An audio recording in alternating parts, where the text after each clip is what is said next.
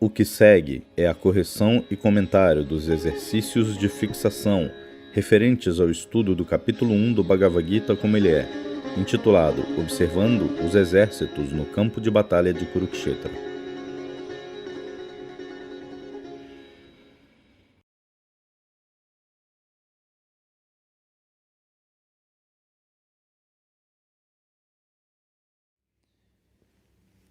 Então agora vamos analisar o significado do verso 20. A questão 28. Qual o significado do emblema de Hanuman na bandeira da carruagem de Arjuna?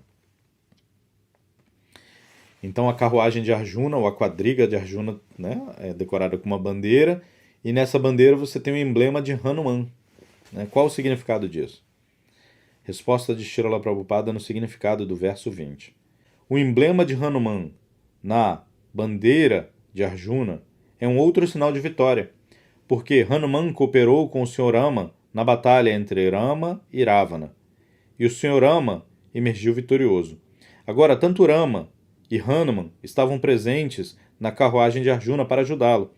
O Sr. Krishna é o próprio Rama, e onde quer que esteja Rama, seu servo eterno, Hanuman, e sua eterna consorte Sita, a deusa da fortuna, estão presentes. Por isso Arjuna não tinha motivo para ter medo algum dos seus inimigos. Então o significado do emblema de Hanuman na bandeira de Arjuna, o significado é um outro sinal de vitória. Nós já tínhamos discutido antes que a presença de Krishna, onde Krishna está presente, a deusa da fortuna está presente. Então esse é um sinal de vitória. O sopro da concha transcendental de Krishna e Arjuna, vários sinais de vitória. E aqui mais um, a bandeira de Hanuman. Porque Hanuman está presente onde seu mestre está presente. E Krishna estava ali, o mestre de Hanuman, Rama, e o mestre de Arjuna, Krishna, o mesmo Krishna.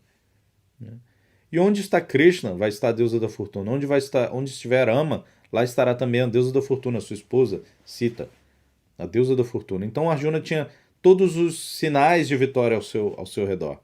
E ele não precisava ter medo algum dos seus inimigos. Essa também é a condição daqueles que se refugiam em Krishna. Aquelas pessoas que se refugiam em Krishna não têm nada a temer deste mundo material. As escrituras falam repetidamente. As pessoas que cantam esse santo nome de Krishna, o mantra Hare Krishna, Krishna Krishna, Hare Hare, Hare Rama, Rama Rama, Hare Hare. Não tem nada a temer deste mundo material. A gente vive numa era muito terrível, Kali Yuga. O Dharma está muito enfraquecido. O Dharma é o protetor das entidades vivas. A religiosidade, os princípios religiosos, o verdadeiro Dharma dado pela Suprema Personalidade de Deus é uma proteção para as entidades vivas, para a sociedade humana. Porque o Dharma está enfraquecido ou esquecido, então não há verdadeira proteção. Porém, o próprio Dharma se manifestou na forma desse santo nome, desse Mahamantra, Hare Krishna, Krishna Krishna, Hare Hare, Hare Rama, Rama Rama, Hare Hare. E as escrituras falam repetidamente, a pessoa que canta esses santos nomes não tem nada a temer na era de Kali, embora a era de Kali seja tão perigosa. Então, se nós queremos estar também cercados por esses sinais de vitória, nós devemos nos refugiar em Krishna. E se refugiar em Krishna pode simplesmente ser se refugiar em seu santo nome, porque Krishna é exatamente idêntico ao seu santo nome. Não há diferença. Então agora a gente vai analisar a aula de Prabhupada desse mesmo verso 20. A aula de 17 de julho de 1973. Então a gente tem lá a pergunta 29. Qual o significado do nome Rishikesha e como ele está relacionado à prática do serviço devocional? O nome Rishikesha de Krishna, como esse nome está relacionado ao serviço devocional? Srila Prabhupada vai explicar. Então, de novo, a palavra Rishikesha é usada aqui. No começo também, Rishikesha Panchajanyam, Krishna, aqui também de novo é designado como Rishikesha. Assim como nós temos explicado várias vezes. Bhakti significa Rishikena Rishikesha Sevanam Bhaktiruchyate. Bhakti, o serviço devocional todo, todo o programa do serviço devocional significa Rishikena Rishikesha Sevanam. Então, o nome Rishikesha, né, ele significa o Senhor dos Sentidos. Né? Rishika quer dizer sentido, e Rishika Isha. Isha, Senhor, controlador. Então, o Senhor dos Sentidos, Rishikesha. Rishikena, Rishikesha, Sevanam, Bhaktiruchyate. Utilizar Rishika, utilizar os sentidos no serviço do Senhor dos Sentidos. Sevanam. Uchate é conhecido como Bhakti, é chamado de Bhakti. Então, Bhakti, o serviço devocional, quer dizer utilizar os sentidos no serviço ao Senhor dos Sentidos. Utilizar os sentidos no serviço a Krishna. O sentido da fala. Nós estamos agora falando. Então, nós estamos utilizando o sentido da fala no serviço a Krishna. Isso é chamado Bhakti. O sentido de ouvir. Nós estamos ouvindo o que está sendo falado sobre Krishna. Então, isso é chamado Bhakti, serviço devocional. Comer o alimento que é oferecido a Krishna. Utilizar o paladar, a língua, né, para saborear o alimento oferecido a Krishna. Isso é chamado Bhakti. Cantar o mantra Hare Krishna, Krishna Krishna, Hare Hare, Hare Rama, Rama Rama, Hare Hare. Vibrar esse santo nome, utilizar a língua também. Andar até o templo de Krishna. Tantas coisas, né? Ou ver Krishna, a deidade de Krishna. Cheirar a flor que é oferecida a Krishna. Né? Uma flor, oferecer a Krishna. Patram pushpam palantayam. Krishna aceita um pouco d'água, uma folha, uma flor, uma fruta. Oferecer isso a Krishna, uma flor, cheirar essa flor. Utilizar o sentido ao serviço do Senhor dos Sentidos. Bhakti Uchate. Isso é chamado serviço devocional. Então, o serviço devocional é uma verdadeira festa para os sentidos. E porque o serviço devocional está cheio de prazeres superiores, imediatamente nós perdemos o interesse nos prazeres inferiores. Então, isso é Bhakti. Esse é o grande segredo da vida. Esse é o grande segredo da yoga. Esse é o grande segredo da verdadeira felicidade. É o segredo da verdadeira riqueza. A riqueza de Vaikunta espera aqueles que ocupam seus sentidos no serviço a Krishna. Mas a pessoa que serve a Krishna fica tão satisfeita que ele perde inclusive interesse em qualquer riqueza, mesmo a riqueza de Vaikunta. Embora ele deseje para Vaikunta, se é lá que Krishna está. O devoto deseja ir para o inferno, se é lá que Krishna está. Tamanha é a satisfação que o serviço devocional gera na entidade viva. Porque é a nossa posição constitucional. É para isso que nós fomos criados. Ocupação no serviço devocional a Krishna é cientificamente comprovado. É científico. Por que científico? Porque a pessoa pode realizar uma experiência e descobrir isso. Ela pode experimentar na sua própria vida esse processo da consciência de Krishna. E ela vai descobrir exatamente isso. Como esse processo ele é libertador. Como essa felicidade ela brota naturalmente no coração. E como essa felicidade supre todas as outras coisas. Todas as propensões indevidas. Nada disso, nada do que é prejudicial à entidade viva é mais necessário. Tantos vícios, eles perdem totalmente o brilho, a escuridão que nos atrai para eles.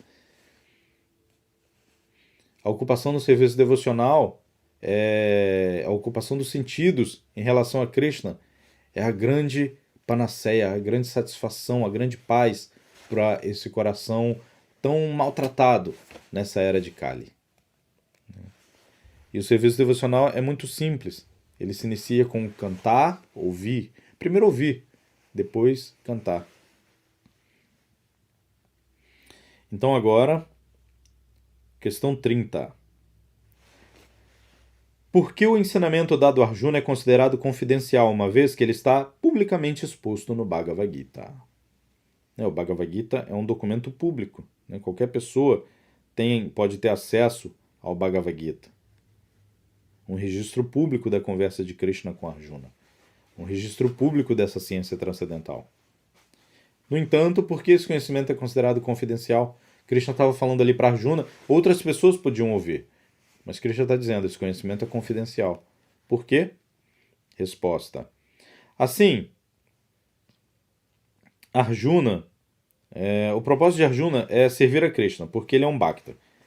Krishna já se dirigiu a ele. Bhaktosi, Priyosi, Rahasyan Hetadutamam. Meu querido Arjuna, eu estou falando para você o mistério do Bhagavad Gita. Isso é um mistério. Mistério significa muito complicado.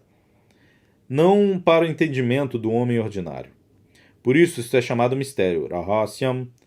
Mas não é um Rahasyam ordinário, Uttamam. Uttama significa transcendental. Não coberto com escuridão da ciência material. Mas isto é brilhante. Daivam, Divyam, Rahasyam. Assim, isto é um mistério. Este é um mistério. Sem se tornar um devoto, o mistério do entendimento a Deus não é possível. E Krishna está falando do Bhagavad Gita, como ele pode ser conhecido. Bhaktyamama Bijanati Yavanyaschasmitatotaha. Apenas pela devoção. Simplesmente, ele poderia ter dito, pelo conhecimento mais elevado, ou pelo processo yógico, ou por atuar, por tornar-se um grande karmi, trabalhador, uma pessoa pode me entender. Não. Ele nunca disse. Então, os karmis, gyanis, yogis, eles são todos patifes. Eles não podem entender Krishna. Todos patifes. Os karmis são patifes de terceira classe. Os gyanis são patifes de segunda classe. E os yogis são patifes de primeira classe. Isso é tudo.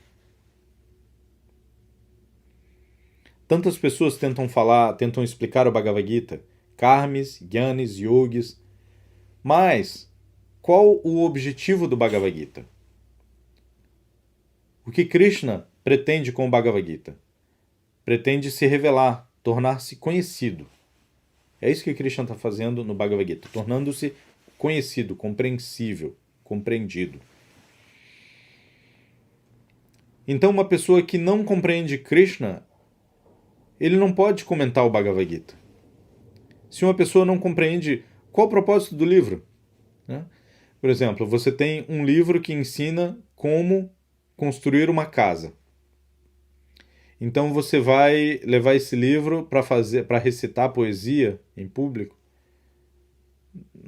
Entendeu? Não é este o propósito do livro. Então, a menos que você se torne um homem da construção, você não vai poder também compreender apropriadamente o livro, embora você possa lê-lo. O conhecimento ali se torna um mistério, assim como um livro de informática, né, de alta informática ou de alta matemática.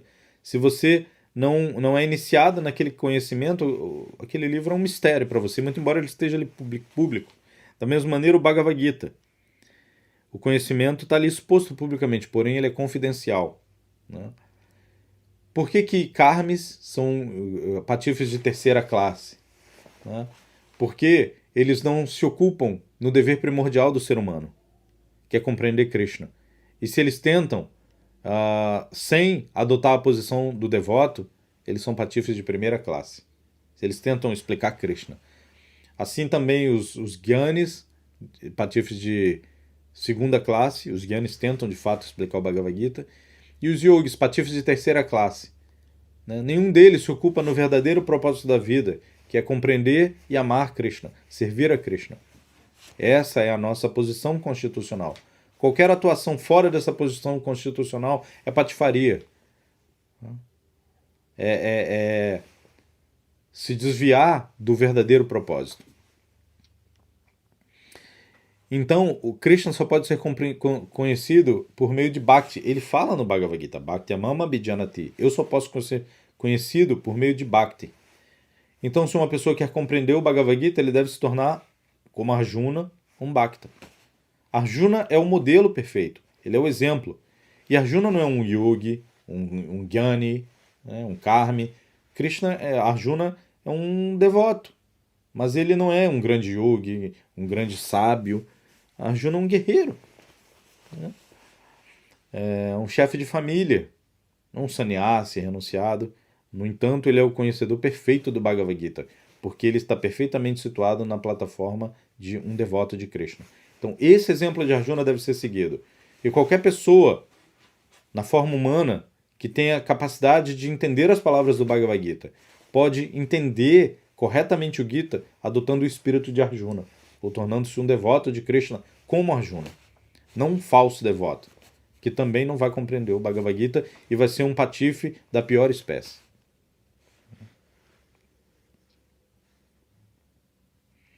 Então agora vamos para a pergunta 31.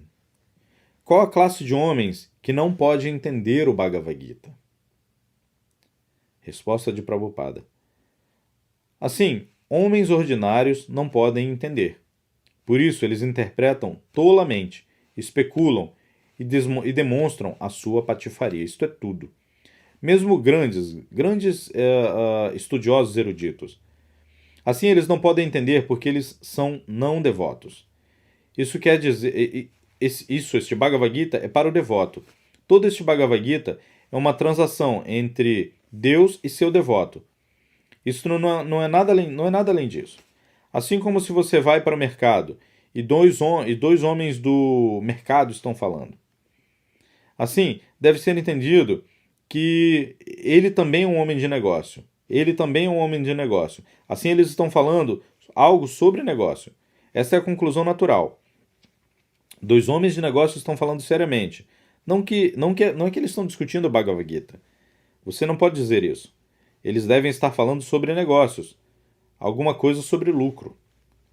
Assim como todos estes homens de negócio, eles se reúnem nas corretoras, corretoras de ações. Assim eles estão gritando, um grande barulho, falando uns com os outros, um som tumultuoso. Isso é um som tumultuoso. Esse som tumultuoso significa que os homens de negócio estão falando: qual é a sua taxa? Esta é a minha taxa. Qual é a sua taxa? Isso é tudo. Você não pode esperar que no mercado de ações as pessoas estão reunidas ali, estão falando algo sobre o Bhagavad Gita e Bhagavata. Não.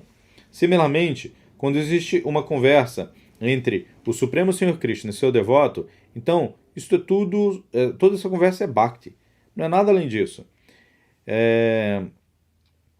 Eles retiram dali algum significado. Jnana, Jnanatmaka Vyakya. Eles descrevem o entendimento dos Gyanis, especuladores filosóficos. Eles também são candidatos. Aqueles que são Gyanis, na verdade, eles também estão interessados em saber o que é Krishna. Gyanicha Bharatar Shaba, Jigyasur, Arto Arti, Jigyasur, Gyano, Gyanicha Bharatar Shaba. 4 classes de homens, contanto que eles tenham um background de vida piedosa. Vida piedosa... tendo vida impiedosa, você não pode indagar sobre Deus ou entender sobre Deus. Nós temos várias vezes repetidos: Yeshantuantagatam papam Gyananam punyakarmanam Tedwanda moha nirmukta Bhajante mandridavrataha. Papi significa homens pecaminosos. Eles não podem entender. Eles entendem, apenas pensam que Krishna é Bhagavan. Assim eu também sou Bhagavan. Ele é um homem ordinário, talvez um pouco poderoso. Historicamente, ele é um homem muito famoso. Assim, ele é, depois de tudo, um homem. Assim, eu também sou um homem. Então, por que eu não sou Deus? Esta é a conclusão dos abhaktas, não devotos, e homens pecaminosos. Então, qualquer um que esteja declarando a si mesmo como Deus, imediatamente você deve entender que ele é o homem mais pecaminoso. E se você estuda a sua vida pregressa, você verá que ele é o homem pecaminoso número 1. Este é o teste. De outra maneira, ninguém dirá que eu sou Deus. Isto é representação falsa. Ninguém. Qualquer homem piedoso, nenhum homem piedoso fará isso. Ele sabe o que eu sou. Eu sou um ser humano ordinário. Como eu posso alegar tomar a posição de Deus? E eles se tornam famosos entre os patifes. Como está afirmado no Srimad Bhagavatam, Shvavid Varahustra Karai. Que é este verso?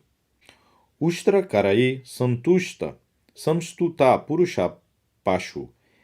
Neste mundo, nós vemos que existem muitos grandes homens, assim chamados grandes homens, e eles são muito elogiados pelo povo em geral. Então o Bhagavad Gita diz que qualquer um que não é um devoto, que nunca canta o mantra Hare Krishna, ele pode ser um grande homem pela estimativa dos patifes, mas ele não é nada além de um animal. Shvavid Varahustra Karai. Assim, como você pode dizer que tal grande homem, como você pode dizer que tal grande homem, você está dizendo que ele é um animal. O nosso negócio é um trabalho difícil. Nós dizemos que qualquer homem que não é um devoto, ele é um patife. Nós dizemos geralmente. Essa é uma palavra muito dura, mas nós devemos usar isso.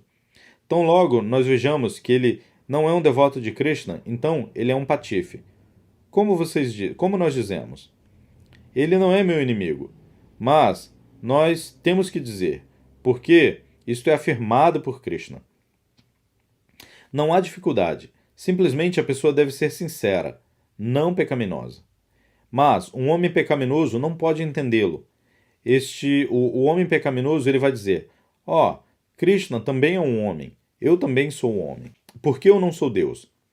Ele é simplesmente Deus. Não, eu também. Só ele é simplesmente Deus? Não, eu também sou. Eu sou Deus, você é Deus, todo mundo é Deus. Assim como o Vivekananda disse: por que vocês estão procurando Deus? Vocês não veem muitos deuses vagabundando pela rua? Veja você, esta é a realização de Deus dele. Esta é a realização de Deus dele. E ele se tornou um grande homem. Ele está vendo todo mundo como Deus. Isto é tolice, isto é patifaria. Isto está acontecendo no mundo todo. A pessoa que não sabe o que é Deus, qual o poder de Deus, o que significa Deus, eles estão aceitando algum patife como Deus. Assim, hoje em dia, isso está acontecendo. Um outro patife vem, e ele está declarando que ele é Deus. Então, isso ficou uma coisa muito barata. Mas eles não têm cérebro para pensar que eu estou alegando que sou Deus. Que poder eu tenho? Então, qual a classe de homens que não podem entender o Bhagavad Gita? Aqui Srila Prabhupada está explicando que a classe pecaminosa de homens não pode entender o Bhagavad Gita. E qual a característica deles quando entram em contato com o Bhagavad Gita? Eles vão pensar: Krishna é um homem, e Krishna é Deus, então eu também sou Deus. Então na Índia a gente tem muitos exemplos que poderiam ser citados. Aqui no Brasil a gente tem o exemplo por exemplo, o Henrique Cristo. Né? O Cristo, Jesus Cristo é tido pelos cristãos como Deus.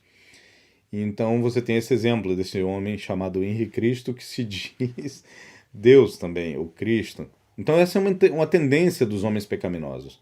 Né? Eles pensam: Deus é um ser humano comum, eu sou um ser humano comum, ele talvez seja um pouco mais poderoso, famoso, eu também vou me tornar famoso, eu também me torno poderoso, e assim eu sou Deus também. E muitos patifes dizem isso. Né? Mas esses patifes devem ser compreendidos como eles são, como patifes. E nós devemos analisar o caráter dessas pessoas. E como o Prabhupada disse, se você for olhar a vida dessa pessoa, você vai ver que ele é o patife mais pecaminoso. E que poder essa pessoa tem? Né? Poder de tirar, de fazer uma mágica, poder de fazer cinza, o poder da Suprema Personalidade de Deus é o de criar essa existência material. Né? Como Krishna, que ergueu uma colina com o dedo da mão esquerda, o dedinho mindinho direita. Né? Krishna ergueu a colina de Govardhana. Krishna mostrou para Arjuna sua forma universal. Qual patife desses pode mostrar sua forma universal? A forma universal é a forma desse universo material. Então, assim como Krishna revelou para Arjuna, Krishna deu para Arjuna olhos com os quais ele pudesse ver. Esses patifes podem fazer isso? Esses patifes podem erguer uma colina? Esses patifes podem manter 16.108 palácios com 16.108 rainhas? O que esses patifes podem fazer a não ser sugar o sangue das outras pessoas? Então essas coisas devem ser compreendidas. Homens pecaminosos não podem entender o Bhagavad Gita. Eles mal compreendem Krishna e imediatamente querem tomar a posição de Krishna, porque esse é o pecado original, né? Querer roubar a posição de Krishna. E aqui é o que nós estamos tentando fazer. Dominar essa energia material que é a energia de Krishna. E nós, ridiculamente, tentamos posar como Deus. Então a gente vai para a próxima pergunta. Pergunta 32. O que significa ser um representante de Krishna? Então vamos lá, Prabhupada responde. Se nós somos realmente conscientes de Krishna, então o nosso negócio é repetir as palavras de Krishna. Isso é tudo. Qual a diferença entre um representante de Krishna e um não representante? O representante de Krishna vai simplesmente repetir o que Krishna diz. Isto é tudo. Ele se torna representante. Não precisa muita qualificação. Se você simplesmente repete com convicção firme, como Krishna diz, Sarvadharmam parityaja mamekam sharanam vraja. Então, qualquer um que aceita este fato, que, se eu me rendo a Krishna, todo o meu negócio é bem sucedido. Então, ele é um representante de Krishna, isso é tudo. Você não precisa de ser altamente educado ou avançado. Simplesmente, se você aceita o que Krishna diz, assim como Arjuna disse, né? Sarvam etam ritam manye jadvadasi Keshava. Meu querido Krishna, Keshava, o que quer que você esteja dizendo, eu aceito isso, sem qualquer mudança. Isto é Bhakta. Por isso Arjuna é dirigido como Bhaktosi. Este é o negócio do Bhakta.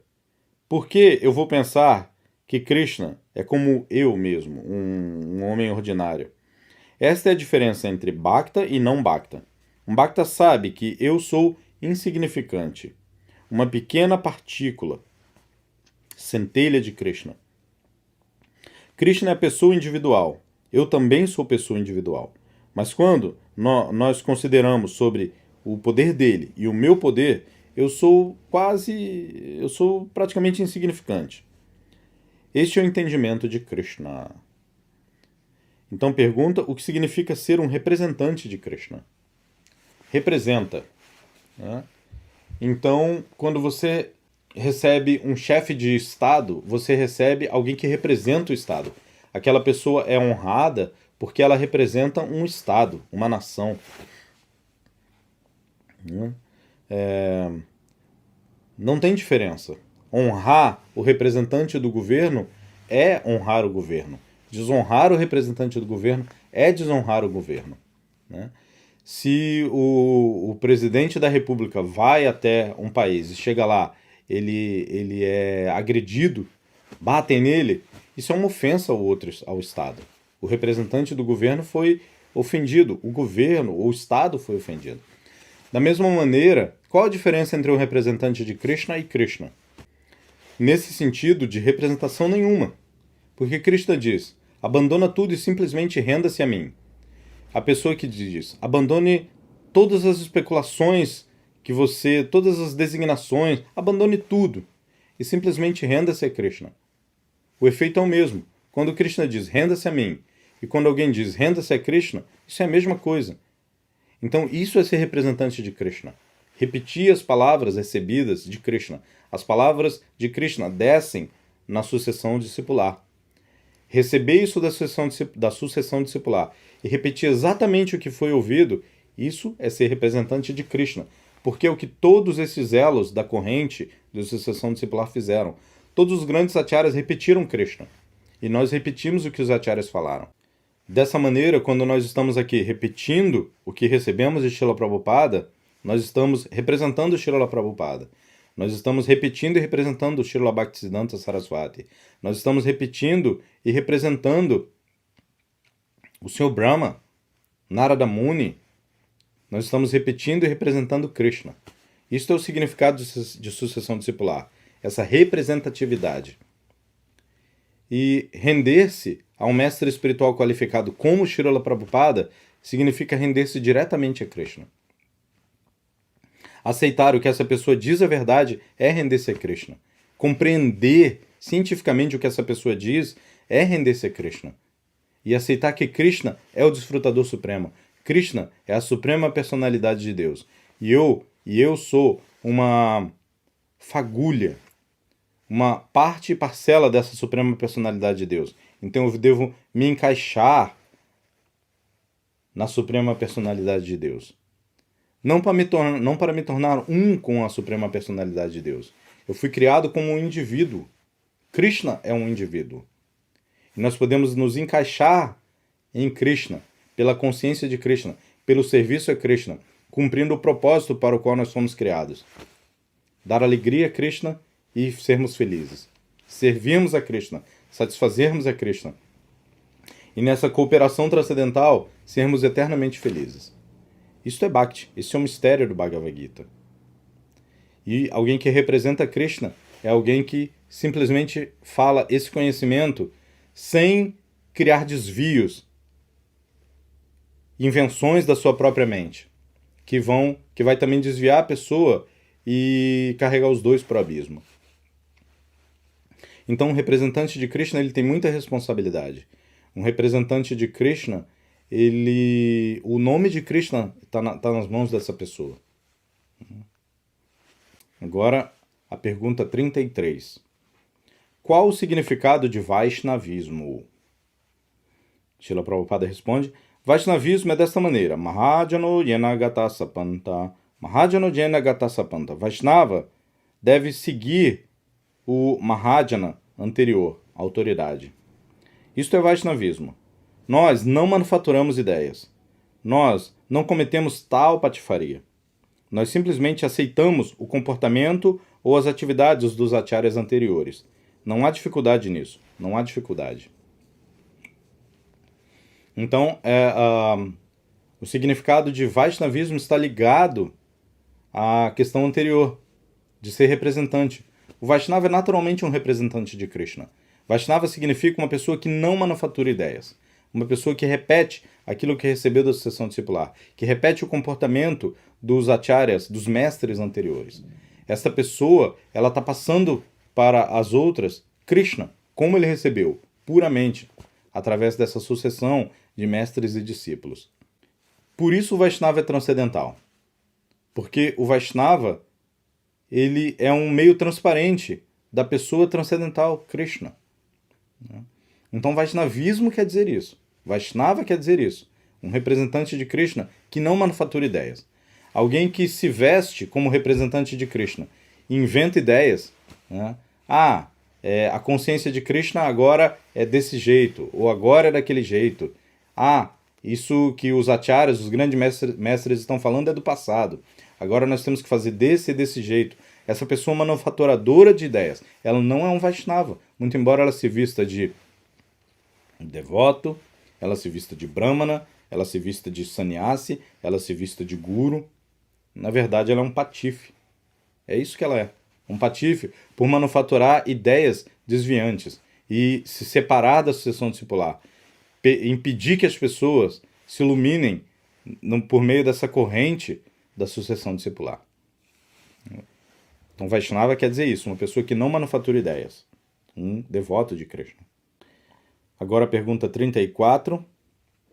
Qual o tipo de posição e atividade é proibida para os brahmanas? Resposta de Prabhupada.